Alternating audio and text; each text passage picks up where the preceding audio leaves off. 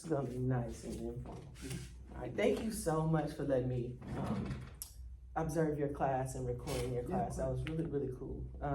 And so walk me through, well, one, tell me, how did you feel about the lesson?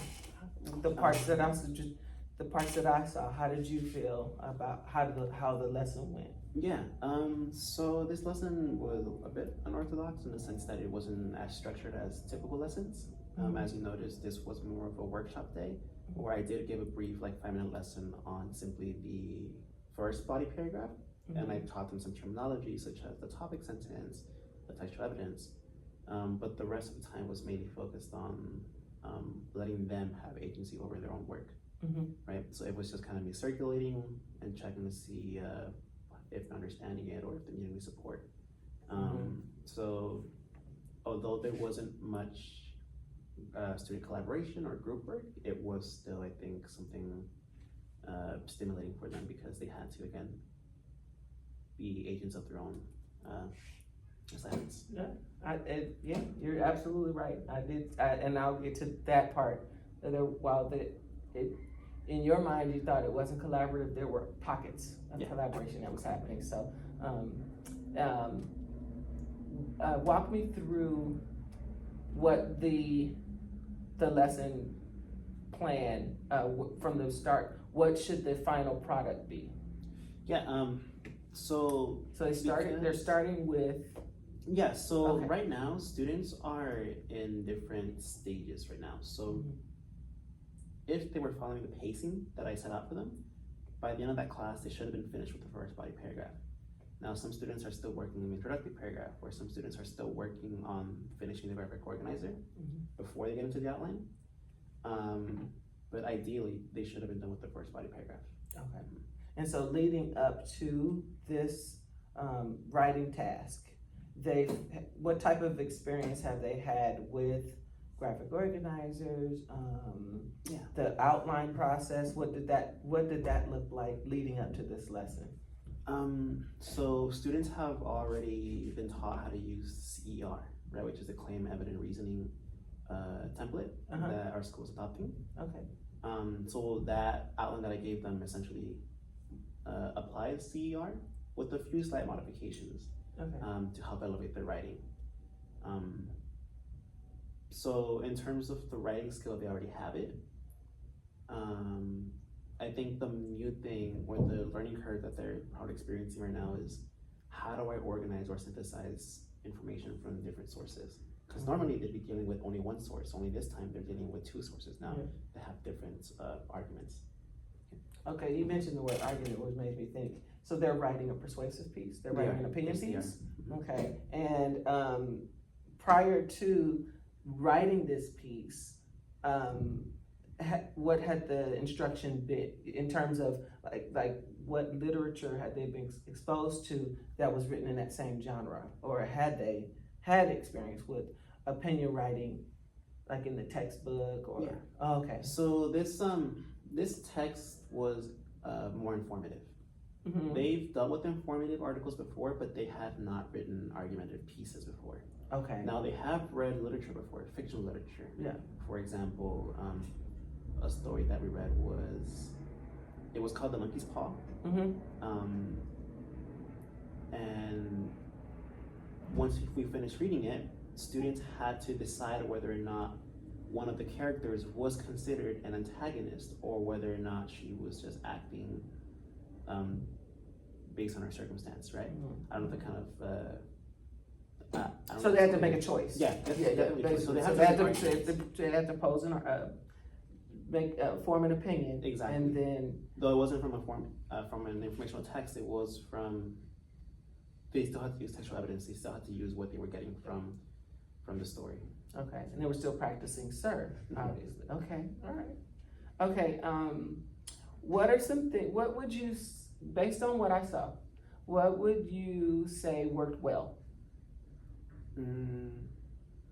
I think because of that knowledge that I already ingrained in them weeks, months prior to this assignment, they felt comfortable knowing kind of what I was expecting. Of course, I still saw that they were hesitant to form their own sentences. They were asking me, how do I start this? What am I supposed to write? Mm-hmm. And I always try to encourage them to just, take a risk.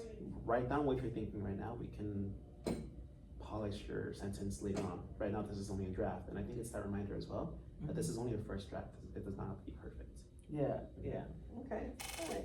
And then so when thinking about that your lesson, what might be some things that you, now that you've taught it, what might be some things that you would like to add the next time for the next class? Mm-hmm. What would you like to add? I want to give more modeling. Now, in that lesson, the only model that I gave was I put up a student example from the year prior and kind of showed them, look, this is a topic sentence, this is their, for example, this is their thesis, etc., right? Mm-hmm. But I would like to actually have them engage more with it by either actively writing their own topic sentences based on prompts that I give them, having them look at more than just one essay, and actually highlighting and identifying, where's the textual evidence? Where are they using their topic sentences? Where are they supporting their claim, right? Mm-hmm. So just more hands-on. Oh, okay. All right. And then if you had to do this lesson again, what might you take out? And if it's nothing, that's fine. I think I would keep what I have and just add on to it. I think because I felt that it was kind of short, so I wouldn't necessarily take anything else out of it. Yeah. Okay. Mm-hmm. All right. So I'm just gonna give you a little bit of feedback. I have some stars and some wishes. One, I loved that both you and Audilus, you're the city year person. I love that you both really supported your English learner, and you guys kind of tag teamed on that in terms of helping her in the back, but to really figure out, because that's a process of, okay, I'm hearing it in English, but my native language is Spanish, so I'm trying to translate what I'm hearing and then write it in English and then try to so it was really interesting to see how you both interacted with her differently, as well as paying attention to the rest of the room, going over to see the young lady that was sitting to my left, making sure that she was okay.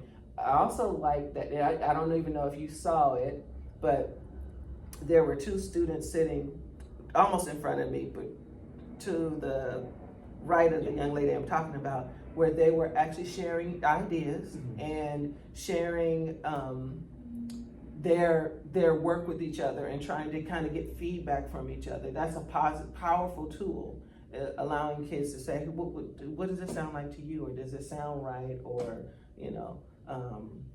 how might I add that, or how might I change, what other supporting detail can I add to support my thesis statement, or what do you think about my thesis statement? They were having those kind of conversations, which was pretty cool to see. And I like that you did show a quick video that you did use some of those collaborative discussion tools, like first giving them that 10 seconds think time, and then turn and talk to a partner, allowing them to interact with you on an example that was totally unrelated, meaning the materials that you need to bake a cake, so that they can then take those same skill and use that to formulate what they need to have a solid intro paragraph or a solid paragraph. So that was pretty good. And so the circulating around the room, and those were my stars. And so one of the wishes was, in terms of the turn and talk, give it that wait time. Okay, sometimes they'll sit for a second because they're thinking, of course you're gonna have antsiness, but if you give it a little time, like, you give it the wait time, and then give them an opportunity to talk. That would be good. And then having them to repeat what the assignment, can somebody repeat the instructions? What are we supposed to do? Start with telling your neighbor, then tell your quad, each one, give them an opportunity to share the directions at least 3 times. Okay. And then, okay, can somebody tell me, what are we supposed to do? And then, instead of asking them, do you have any questions? Say, I want at least 4 questions about the assignment. Right. Because sometimes if kids will say they don't have questions, and then what happens? While you're going around, you're then redirecting, that question might have been a great question for the entire class. So which is one of the stars, is that one of your students asked a question that you thought the whole class could benefit from the answer, so you went back to the front. Mm-hmm. So that was really good. So, and then so let me ask you about, so our little student friend, she was struggling with spelling the word important. Mm-hmm. But my wondering is, did she know how to spell it in Spanish? Because if she knew how to spell it in Spanish, then that could have been the connection between trying to spell it in English, because they're very similar, I thought.